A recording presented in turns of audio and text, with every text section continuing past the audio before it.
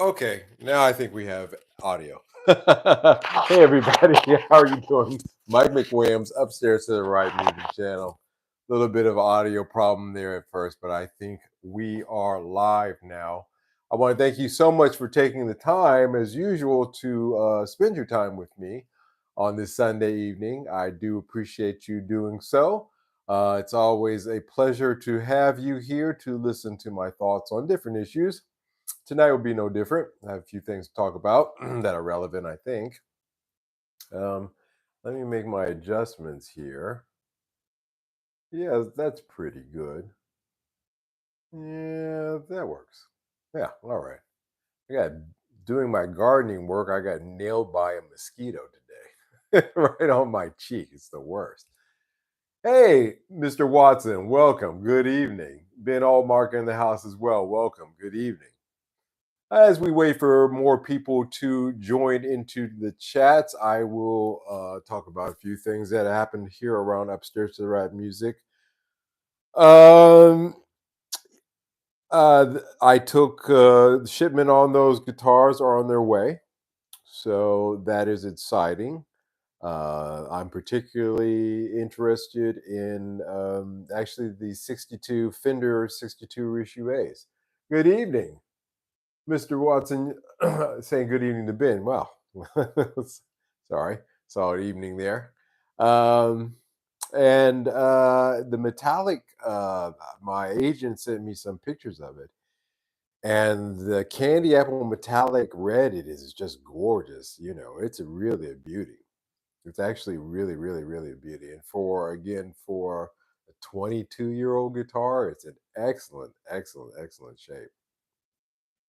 So that means that those will be in this week. So we should have realistically, we should have an unboxing,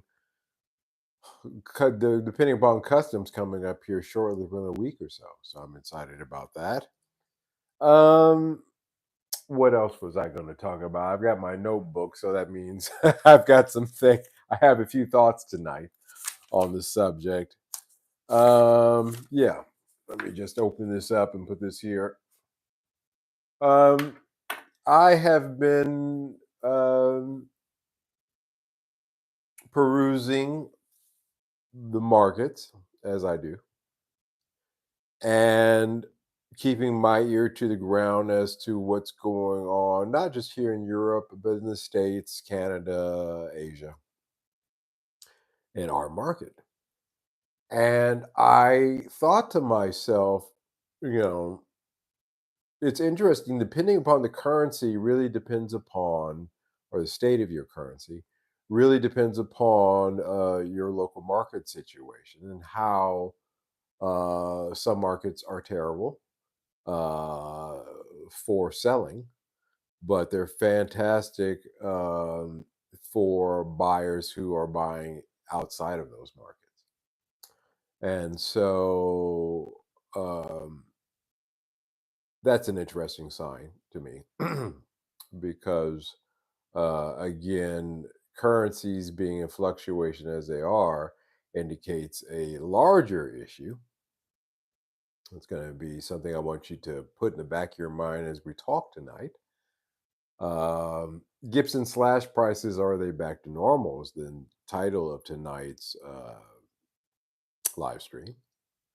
But I could have subtitled it, I told you so, or I informed you thusly. This is going to get into a subject that I haven't touched upon in a little while, but it kept me warm during the winter. Talking about snowball effects and how things are going to go from bad to worse, and what it means, if anything. And I guess it really just depends upon you as an individual. On this channel, again, the main focus is on conservatism in terms of your gear. Um, I am of the opinion that the generation of guys that had collections of 20 or more guitars is over, because there's so many issues that the upcoming generation has including housing, that are far more important than to them having or having the opportunity of having a guitar collection of 20 or more. I think that as that generation dies out, I think you're going to start seeing some interesting things occur in not the vintage market. The vintage market's going to be what it's going to be, but in, I would say, the current market, particularly in the custom shop stuff. Because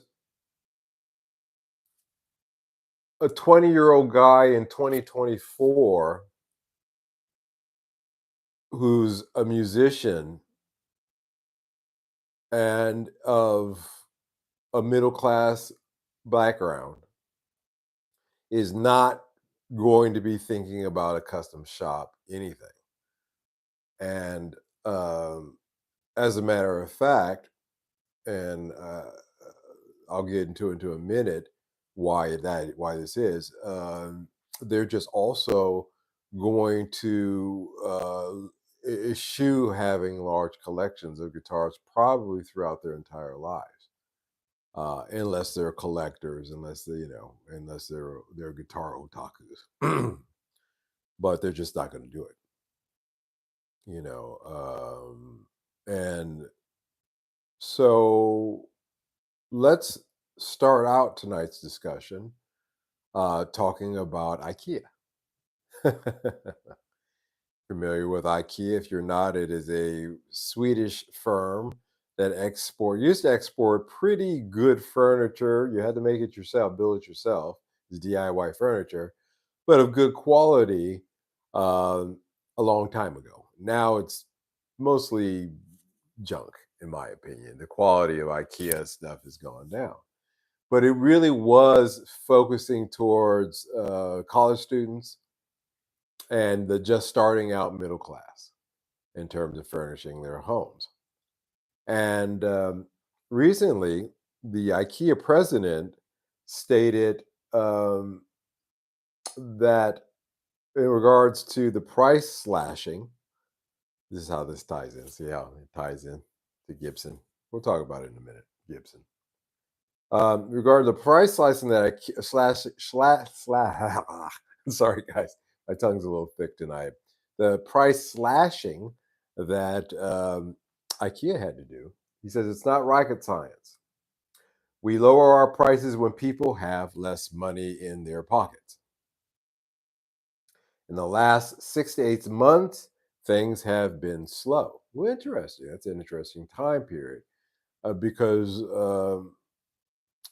in that time, 6 to 8 month time period, we've seen in the guitar market, switching gears back to the guitar market, we've seen price increases, haven't we? And especially in the titled Gibson company, we've seen price increases actually during that time period. But IKEA was seeing a slowing in their customer base. Now, why did I pick IKEA? Because IKEA, again, maybe that college student is going to college at Berkeley. So he's going to buy an IKEA bed and he's going to buy a used Gibson or Fender or something nice for his classes. Um, and so there's kind of a connection there. There's a synchronicity between the two in some regards. And it is interesting that IKEA, with their drops in terms of sales, their market slowing, uh, that reflects, of course, to the broader middle class. It just shows you that folks just don't have the money in their pockets. Frederick Rogers in the house. Hey, Mr. Rogers. Hey, check your email, sir. I've sent you something at the end of last week. I think you'll find interesting. Check those out and see what you think and get back to me. But welcome. Um, there is a broader middle class spending decline. And of course, this goes out into a lot of different directions. Um, I'm gonna embarrass myself. I'm gonna have to put. I can't even read my own notes. What did I say here? Yeah, low. Yeah, so yeah, so in a broader sense, you know, IKEA is basically saying, this is no brainer. We're gonna have to cut our costs because our primary buyers aren't buying. And there's really nothing that's going to take that place because lower income families aren't really can't really afford IKEA. It's a little priced above them. And higher income families have a higher standard when it comes to their furniture, so they're not buying stuff at IKEA. So your customer base leaves you there basically with the middle class. And so that leads us to Gibson. And not just Gibson, but the overall markets. And I bring up IKEA and the situation where they're saying it's a no-brainer. We're going to have to, the president, CEO of IKEA saying it's a no-brainer. We're going to have to slash prices uh, to introduce to you why Gibson recently has gone through the effort of also slashing their prices across the board as well. And it is a very interesting thing. Excuse me, guys, my screen has frozen up on me. There we go. That they did so. Now, that across the board, that board is a wiggly board. it's a it's a wobbly board because some things are up, some things are not. Um, and let's talk about those price increases first of all. Kind of put it in perspective. In 2020, I paid 24.99 um, for my Les Paul Standard 60s, and Sunbase. Hey, welcome. I'm glad you made it live too, sir. Welcome. So glad to have you here. And now we've seen the price of those hit up to past the 3,000 mark, and then come down to 29, and now they're hovering around that 200 drop from 29.99 to 27.99. That's basically the $200 decrease, the slashing that recently occurred. They're still priced $300 above what they were in 2020.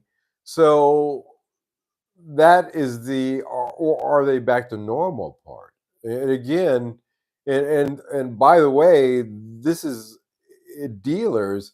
But when you get to other places that sell Gibsons, the in betweeners, not really dealers per se, but they have them. The prices are all over the place. An Explorer in 19 Explorer basically went from around 1999 to about $2,500, for example, within that same time period that I bought my Les Paul Standard. And this recent price decrease has not affected them. They're still at basically $24.99. So again, it's not with everything. This price slashing. So you'll hear reported out there two things. So I'm hitting on two topics tonight. First, I'm touching upon some of the broader markets and why they're slashing their prices, and how Gibson is also reading the same tea leaves and how they have to do the same. But it's weird with them. It's not all. It's not. They say across the board, but it's really not. And by the way, the secondhand market is showing signs of stagnant movement. Again, this is the I informed you thusly. I've been pointing that this again was going to go from bad to worse. So there's two topics tonight that I'm kind of touching on, and I'm not just going to pick on Gibson. I would extend that out to Fender as well. Fender has too many USA models, in my opinion. I think that they've produced way too many versions of the same thing, basically, again. And I think that that is going to lead to some issues as far as they're concerned as well, for a slightly different reason than Gibson. But overproduction also is the underlying current, by the way, of what's affecting both of those companies. Their overproduction is why they have to slash prices. Again, if your middle class is not in the mood to buy, and really, honestly, that's what the Gibson Standard and classics and things of that nature in their lineup are really geared towards, then you have to try to make them more appealing. And doing the price hikes that they did, and then slashing back, well, they're still above where they were, where I think was a good price point. It certainly encouraged me to buy. Was around 22.99, and you may see them get that low officially as well. There may be further slashes to come. As a matter of fact, I'm sure there will be. Again, I alluded to the younger generations and how, unless I can't see the younger generations buying some guy's secondhand Gibson custom shop or Fender custom shop, whatever, for 4 or 5 grand down the line here. I just don't think the economy is going to allow for, and then again, in their housing, in their work, in the inflation in food and things of that. I just don't see that those guitars as being something that is going to be a pricey mover going down. They're not vintage, so the day of of those the custom shops coming down to 2 grand in the next 5 to 10 years. You can pick them, snap them up for around that price, or maybe even cheaper, maybe coming up. But then again, I'm not going to want them. At that time, I'm going to be approaching my 70s in 10 years. So I have no interest in all in something like that. So again, who's going to be the buyer? Again, tonight, another, I guess, underlying theme is who's buying this. I always ask that question: who's buying this stuff? Who's this for? Who's this for? Phineas, Mr. Henshaw. Again, man, every time you show around, I feel as though I should straighten myself up. Phineas is here. How are you doing? These companies forget where their money purchase base comes from. Yes, exactly so. They get a little ahead of themselves. That they have to. Because again, there are some companies who manage their production well enough where they can handle either positive or negatives in their markets. The guitar manufacturers, it just seems like it's either all on or all off.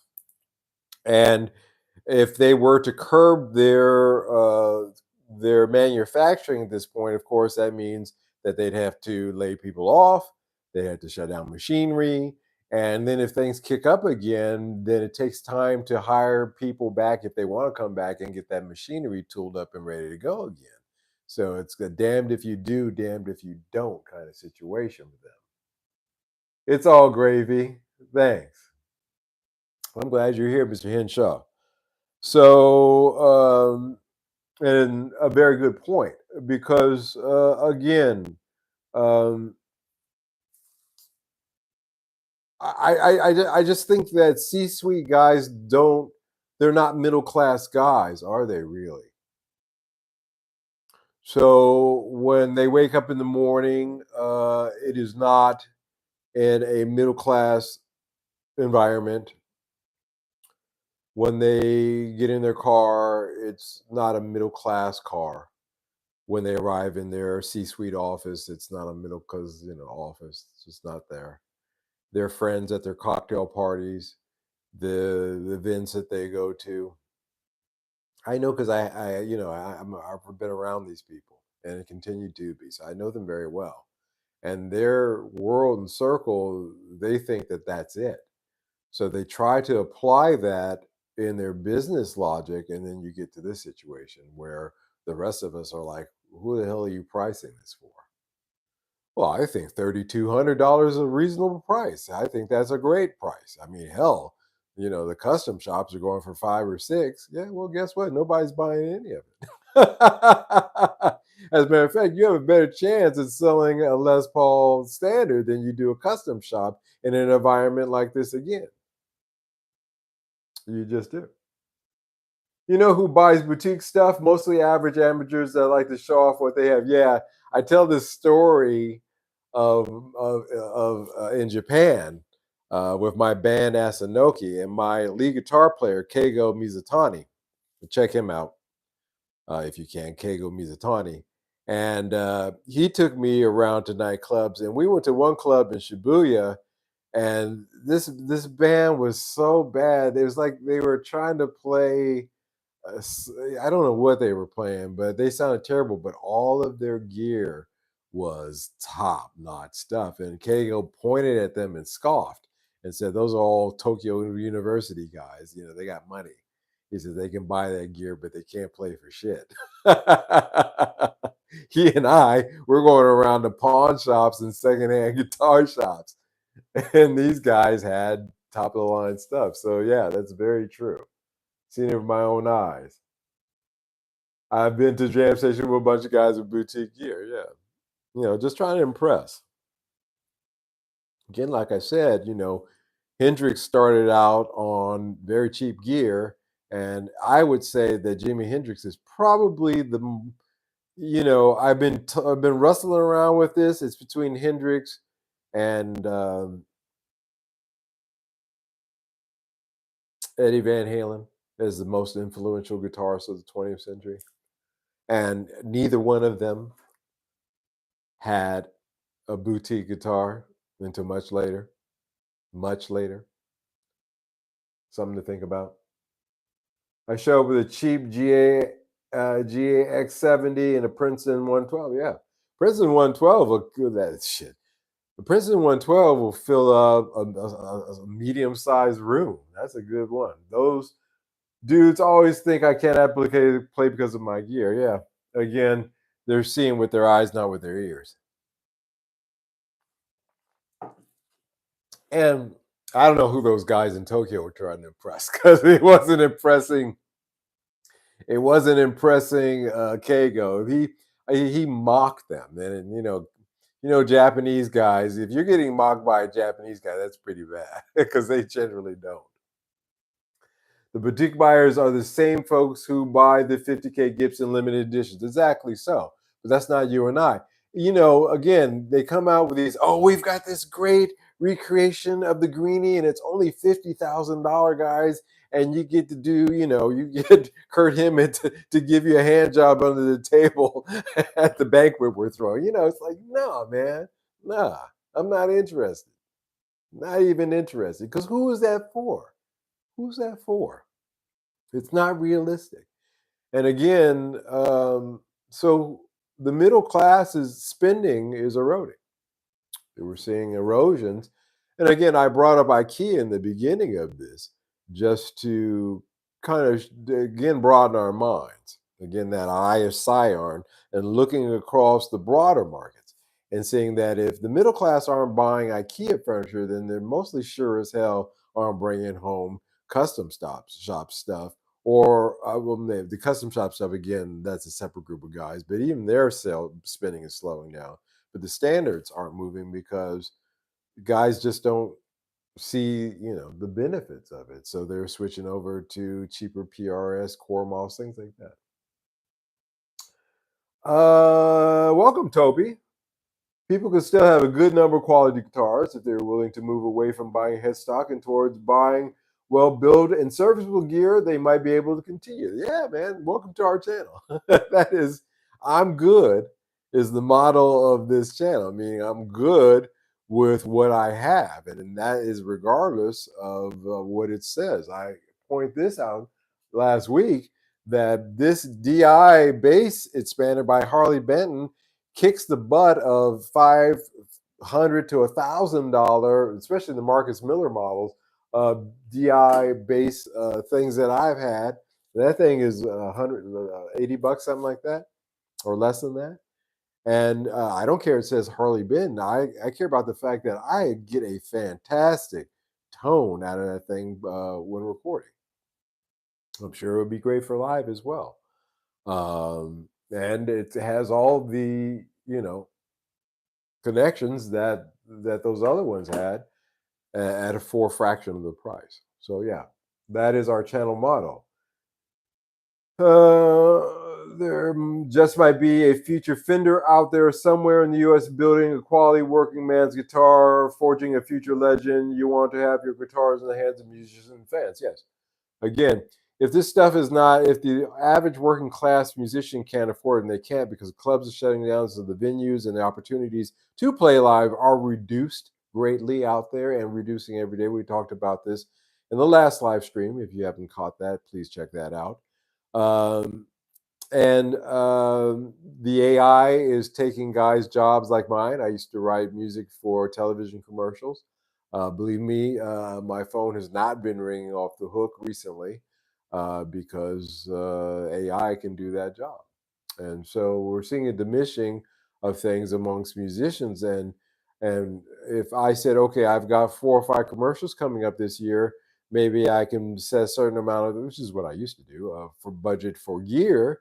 And that's how I ended up with my gear collection, to be honest with you.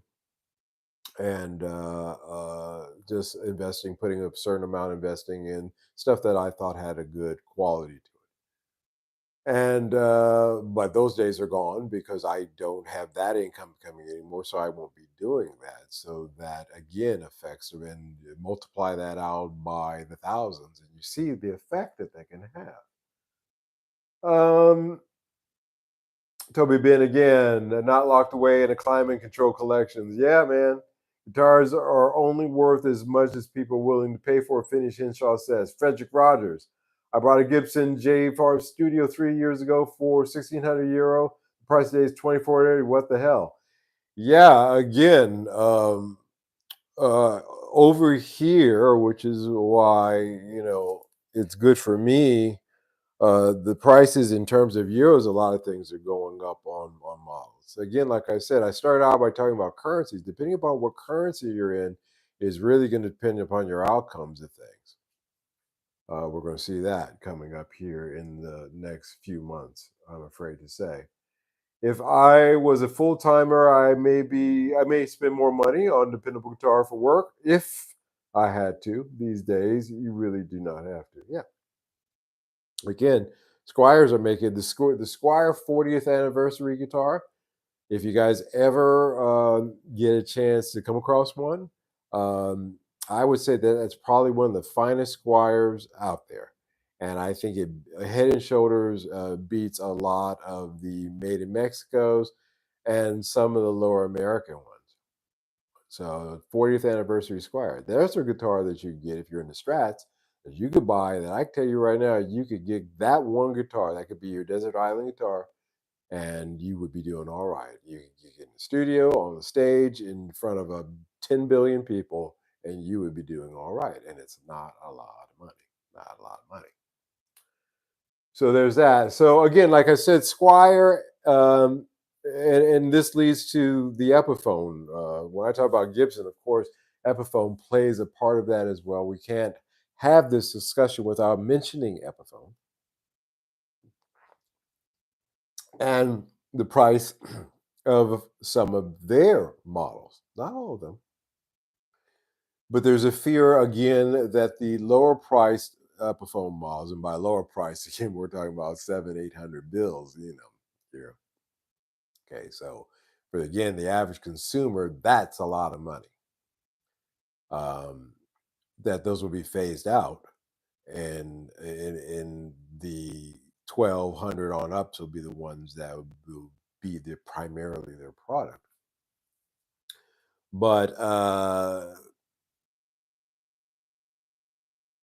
I think that again, there's the question: who are these for? With those as well, They just introduced this line. I can't see them doing price reductions, drastically across the board like they did with the Gibson USA stuff, but I think they may have to.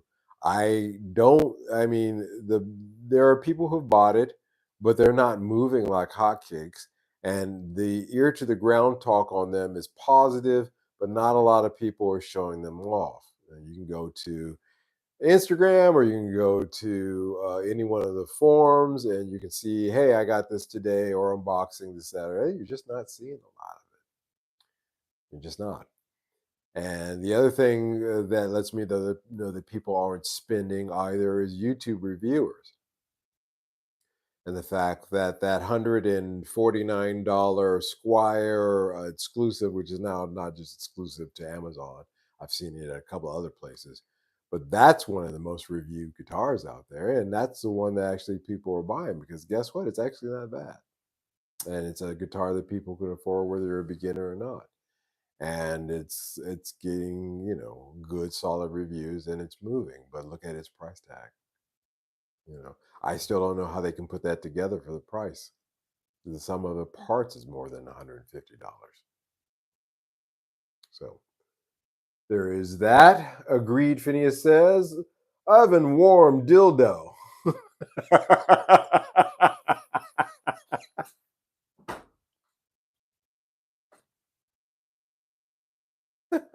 I like that name. It cracked me up. I like it when I get surprised. Like, does it have to be oven warm? Can it be lukewarm? How about the freezer kind? You know, that dildo, it can go bad on you real fast. I find the typical guitar has a value beyond playability. My neighbor came over and his jolly part slid into my whiff hole, but Squire is an amazing brand always. I like you, over warm dildo. Welcome. I like you. Welcome to the chat, man. Thank you so much for showing up. You made my day. Tommy Mac 16. Happy Sunday, Mike and the crew. Happy Sunday to you, Tommy Mac. Thank you. That's funny. It's just again, so let's we get very focused in on our little small thank you, sir. You're cool as well. I like your sense of humor. We get stuck in this really myopic view of a very niche market. And and really it is only until we look at the broader markets, something related. IKEA actually relates to Gibson. There's actually a synergy there, as I was saying. And if IKEA is slashing prices, then and IKEA is the middle class market, and Gibson USA. I know you guys are thinking to yourself, well, Epiphones would be more the IKEA, but no, actually, in the price ranging for the money that you're talking, you're looking at guys who would go out there, the same guys who would buy IKEA furniture for their college dorm or their first house or first apartment, are the same guys again that'll buy a Gibson, standard, classic, studio, things of that nature. You see what I mean? And if they're not buying the IKEA, then they're certainly not buying the Gibson. And I think that as a result, uh, again, reading the tea leaves, IKEA had to slash their prices, and now we're hearing reports of Gibson doing the same.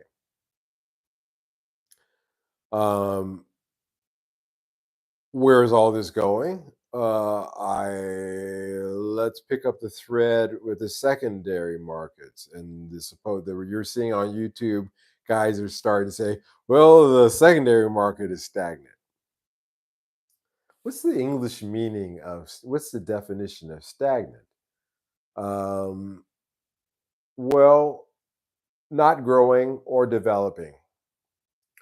Uh, So the definition of stagnant, it's an adjective, not busy, not growing, or developing. So is the secondhand market not growing? I would argue that it is growing. Actually, is it? So is it really stagnant in that sense? No, because more people, the amount of people that are uploading and selling on Reverb, eBay, the usual suspects, is increasing all the time. Is it moving? So the second part of the developing, well, developing, no, I wouldn't say that it's developing. I would say that it's developing a headache for you if you're trying to sell. But we'll stick with the not growing. It is growing. So is it stagnant? No. Um, is it developing in terms of a good place as a moving, functional sales medium? No. So we're half in there. So it's half stagnant, is what I would say. Got a half stagnant market because it is growing. Problem is, it's not developing, and it's not flourishing. In other words, stuff is just sitting there. More stuff is piling in. Less stuff is going out the front door. If you can imagine a warehouse. So that's always not good. And so I think that's what that is. So when you see people saying it's growing stagnant, it's half stagnant, but still, for the purposes of pricing, if you're still priced correctly, you can move stuff. You can move stuff. So not exactly as dire quite yet. 6 hour camera looks good again. Thank you, man. They finally let me have this the way I like it. Again, when you're setting these live streams up, they give you a choice between vertical or horizontal. I always choose horizontal. Sometimes the software fights with you and says, "No, no, we think you're gonna go vertical tonight." So I'm like, fine. I gotta take whatever it is, or I have to monkey around, 5 seconds before the live stream, and just not feeling that. So yeah, but it's good tonight. Thank you. And I'm fascinated by it, guys. I'm fascinated because is that the end of my notes? Yeah, because again, looking at the broader market, it's worse yet to come in those markets. So why would we not think the same would be in the guitar market? And I always say keep your powder dry. In other words, keep your savings. If you're thinking about buying something, put that money away. Maybe add to it a little bit every month before making hasty decisions about buying things, because the prices are going to go down on a lot of this stuff even further. The desperation sales have kicked in. When the companies are doing desperation sales, then it's pretty much what blood in the streets as well. So I'd say keep holding on to your powder. I'm buying myself, as you know, but I'm buying very conservatively, and I'm buying extremely selectively. I only want the really, really top good stuff. Um, and before, people would try to get a premium for that, but those premiums have fallen away, so I can take advantage of that. So I can get quality things from Japan for a lot cheaper these days, especially with the yen trade being what it is between the euro and the yen.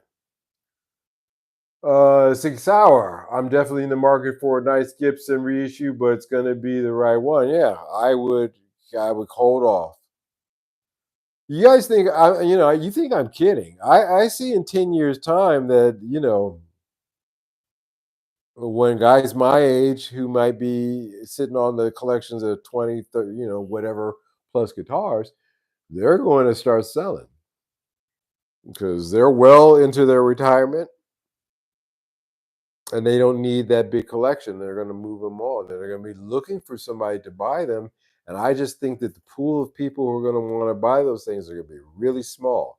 And because it's not vintage, I don't care that you waited 3 years to have it made, and you picked out the woods yourself, and it's this, that, and the other, and it's authentic to this, that, or other. That's going to mean nothing. It's going to mean nothing um, to the next generation of guitarists. It doesn't right now. Um, because the issue really is going to be functionality over presentation, as which was just pointed out here, is where it should be anyway. Should be anyway. Again, Jimi Hendrix cared about the function, and his function was terrible. You think a K guitar from a Sears catalog in the 1960s was a great guitar? They sell them now as a vintage guitar, but pick one up one of these days and ask yourself, how the hell did Jimi Hendrix get so good? Strung upside down, by the way, because they didn't make lefties. So go figure that. And again, it was function over appearance, you know. And I keep bringing up Hendrix, the two greatest most influential guitar players. I don't think there's even people who aren't into guitar music that are young know who Jimi Hendrix is. And that's where the dividing line between him and Eddie Van Halen is, because I really wonder. I really think that Hendrix is far more influential than Van Halen, but Van Halen runs a close second. And again, he was a guy who went out, found a used neck that he bought for $40, uh, found an Ibanez body, I think a Japanese copy, threw that together, experimented with the pickups a dozen times, experimented with painting, put it together themselves because the Van Halens were poor. They didn't have a lot of money. They didn't have a lot of money. So he had to build it himself. And yet, somehow or another, he made that work into becoming the number two most influential guitarist in the 20th century, in my opinion. Now, I know you're going to think about jazz guitarists like Charlie Christian, and when we go, or again, I'm just talking about will have a lasting impression going forward, and I'm afraid that the jazz guys, as brilliant as they are, they're not going to have that kind of influence. Michael Watson had a key K in the 60s. It was not easy to play. See, like I'm trying to tell you, try to play one of those and see how it works out for you. Yet somehow Hendrix made it work.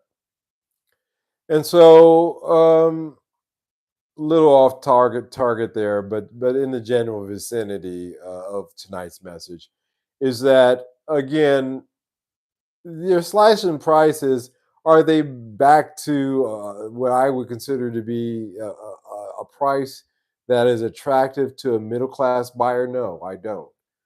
I don't. So they need to slash it yet again in order to get there. And will they do that? I think they may. They may just again, like I said, they got a surplus inventory that's not moving. There's your stagnant. Fender sees the future and it's moving towards being a lifestyle brand. Car audio clothes, exactly. Not sure how it works out for them. Yeah, Gibson is doing the same. They said as much. The CEO said we're a lifestyle brand because they're looking at the generation coming up and saying these guys don't have money. It's just a poor. It's the facts, guys. It's the facts that the middle class has declined, especially in the United States in your figures. And that's not even dividing it upon demographic lines. Just in general, the middle class has seen declines in their purchasing power, whereas the upper classes has seen an increase. The rich get richer, the poor get poorer, is the old saying. And these guys, these CEOs, again, the types of folks that they hang out down at Davos, they know the score and what's coming up. And so, therefore, their focus is on things. They want to keep the company going, but they're moving it, pivoting it towards marketing and towards, again, those that they feel who can afford what it is they have to sell. None of this has to do with the history of where all this stuff came from. Well, hell, Les Paul was an expensive item. Let's be honest. Anyway, one of the reasons Legal Fender came out with the Stratocaster is to make a more affordable guitar out there. Actually, they were a little bit cheaper. That's why the modular manufacturing process as well made that it's a lot cheaper thing to do that than a set neck, for example. Mhm. My first guitar was an LP copy from Sears catalog. Played good, just did not hold up. Had to constantly adjust it. But hey, I was boiling the strings. Yeah, I know about boiling strings. Ziggy Sauer, if they can get the modern light to 1K gloss and the studios to 13 gloss, they would sell boatloads. Yeah, again, but in the secondary market, you can find those and you could buff those out yourself. You can find them for around nine. I told you, you can get Gibsons now for cheaper than some of these new Epiphones, which is and I've seen them. Every day. You if you think that, and that's in the Japanese market, man. You can find that all day long. I am not kidding you when I'm not saying that facetiously. I know this. I have no interest for myself personally, um, but it is true. I would, and these are I would buy these Gibsons before I bought a new Epiphone. I'd buy a secondhand Gibson before I bought a new Epiphone, and I'd save a couple $100 too. It's the reality of it. So this market is it's in a weird place too, and the manufacturers know that as well. Everything is in flux. I've said that several times before. Everything is in flux, and this is what I mean. I mean that across the board, that board is warped, and it applies more in some places and less in others, and also depending upon what it is you're talking about as well.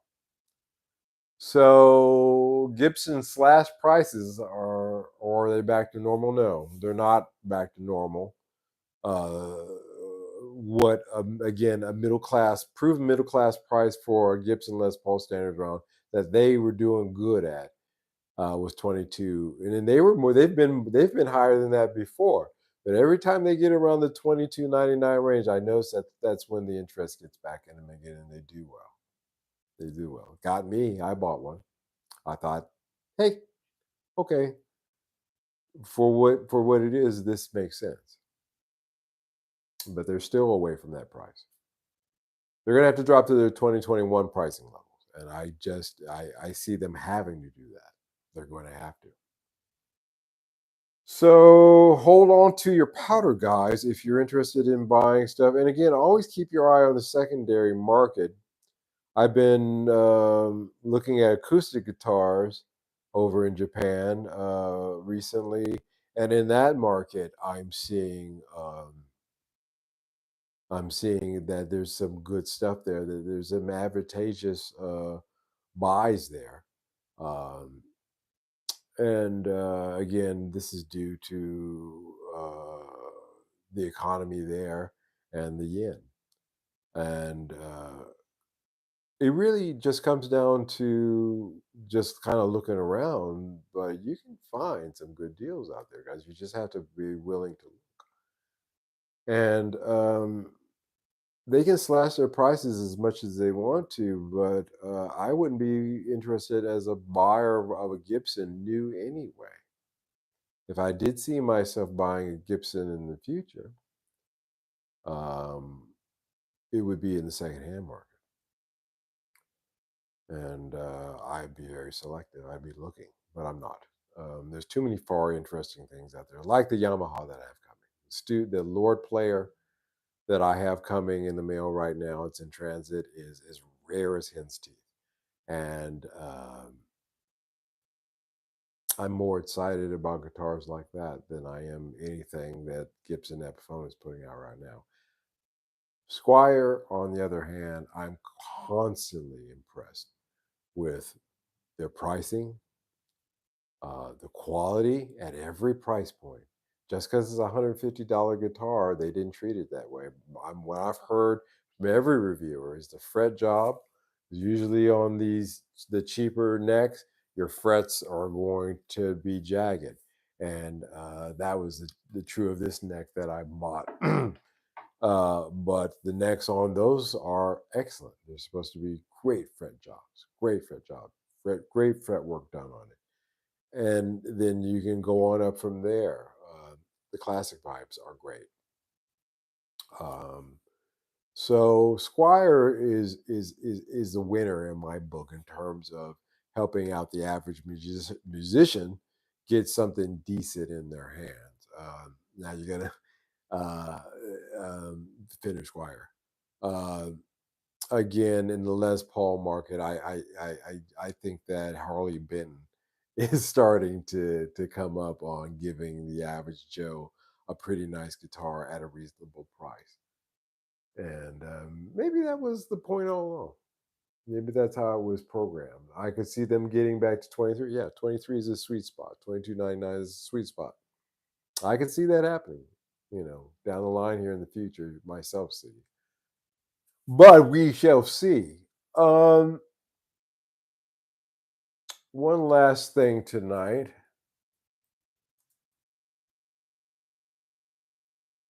if you guys will indulge me, if you do not mind.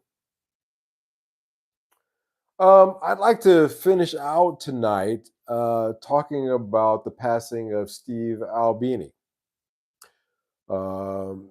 Steve Albini was a musician and a producer, engineer. And he most famously, in my opinion, one of the things stands out, he's done a lot of things for the Boston underground, the rock scene, alternative rock scene, where he was based. But his in utero album work with Nirvana, I think, is going to make him one of the best known producers out there of all time, being involved in that project. Um, I am in awe of him. He was doing some discussions regarding that album and how it was recorded, sharing with people how it was to produce uh, Nirvana, some of the insights he had and how some of those songs were recorded, the orthodox ways that they had to be, tuning issues, guitars in this issue, and and the basses in this tone, the guitars in this key, and the basses in this key, stuff like that occurred. And him passing is a great loss to the rock community. He is one of those producers that I think will go down as being really so inventive and far reaching for their time with the sonically what they were coming up with, the things that they were doing, the way that their projects came out, the way they sounded. So his passing is indeed a loss to our community. Um, he's worked on several thousand albums. Several thousand albums. Can you imagine over his career? Nirvana, the Pixies, Bush, Breeders, PG Harvey. The list goes on. He worked with Page and Plant. Um, he's known for his opposition to the music industry, with him vocally stating that it is financially exploited and stylistically homogenized artist. Very true. I agree with that. He has a part of his opposition refused to take ongoing royalties from multiple artists and bands, and his engineering career starting stating that is unethical. In other words, he wouldn't take money out of the mouths of the musicians that he worked with. This guy was a class act, and he called the industry out for being what it what was it anyway.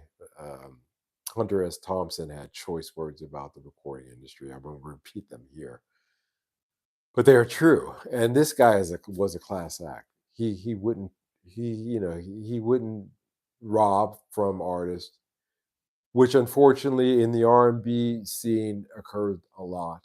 It's one of the reasons why I hated working R&B in the 90s, because it was just one guy ripping off another guy, ripping off another guy. He refused to be part of that. And I didn't do it either. I never, projects that I got on, everybody got paid what they get, the points they were supposed to get. And I agree with this. It's one of the reasons why I fled LA too, the music scene. And Steve was that kind of guy who vocally called them out on it. So I'd like to close out tonight just saying go fire up Nirvana's In Utero album. It's worth listening in utero and listen to it and appreciate it. Isn't the harp shaped box on that album, as I seem to recall? Yeah, one of my favorite songs, man. Listen to that production, man. I mean, the mix, everything, just beautiful work. Listen to some of the other artists that he's worked with, and just give Steve a thanks for sticking up for artists, for being a stand-up guy and doing the work and providing us with really beautiful music. So just wanted to end out tonight with that. I am sorry he is gone. I really learned some engineering tricks from him watching some of his videos. So for producing rock and getting certain sounds. So I am sad that he is gone. So there is that, guys. Where are we at here? Yeah. Dang Crazy Imagining, putting your stamp on so much music history. Yeah. Yeah, that guy, yeah, he is a trailblazer and was a trailblazer and it should not be forgotten and worth mentioning tonight. I'm really sad about that, actually, to be honest with you. It's just, I have being one myself, the musician, producer slash engineer is a a rare breed and getting fewer all the time. Like, oh my gosh, it's something. But extremely talented guy. Just when you think that you're really talented, somebody like Steve comes around and says, "Hold my beer," and it's a good thing. It's a good thing. Um, I don't know. The shipping will get here this week for sure. Will it clear customs in time for me to film it this week? I'm not so sure. We'll have to see. So I'm hoping so. But I haven't been putting up regular content, guys, because again, I don't want to put anything up just to put something up. Uh, I want to have something interesting for you, and certainly in this unboxing that's coming up, it'll be that. So we'll see. Again, also this week, I was pressed, and I didn't get to it. So this week, I hope to get to something. But there is that. What else is coming up here? Well, again, guys, please take the time to go over to Bandcamp again as usual and check out my Asanoki albums. Go bandcamp.com, check out Asanoki 1 and 2. If you haven't, they are albums that support this channel. The proceeds go directly to supporting this channel, keeping it going. So if you really want to support, I don't ask for donations. I don't ask for a thumbs up, which I got tonight. Everybody gave me the thumbs up, so thank you for that. But I do ask that if you're new here and you want to support this channel, if you like what you see, you can go to bandcamp.com, type in Asanoki or Mike McWilliams, my name, and support this channel by buying some music there. I don't sell t-shirts or mugs, I sell music, and I am proud of the music that I have for sale. Check it out. Thank you guys for showing up this evening, this Sunday. There's so many of you tonight. It was a little last Wednesday was a little lonely, but the usuals were there. But to see so many people show up tonight for this live stream is really greatly appreciated, guys. I'm going to call it quits. I think we covered this enough. Yeah, again, it could get worse, guys. It will get worse out there, and not just in the music gear market, which really is important. A roof over your head, food in your mouth. Those are the things that are important. And so, God bless everybody. Keep that in mind. Peace and prosperity, Phineas says to us, and we appreciate that. Let's keep that positively in mind, but also keep our eye open and realize that this would be a time in order to be frugal as possible. Be cautious with your purchases. And I will end with that. You guys take care. I will see you on Wednesday for sure, anyway. Until then, you guys take care. Bye bye.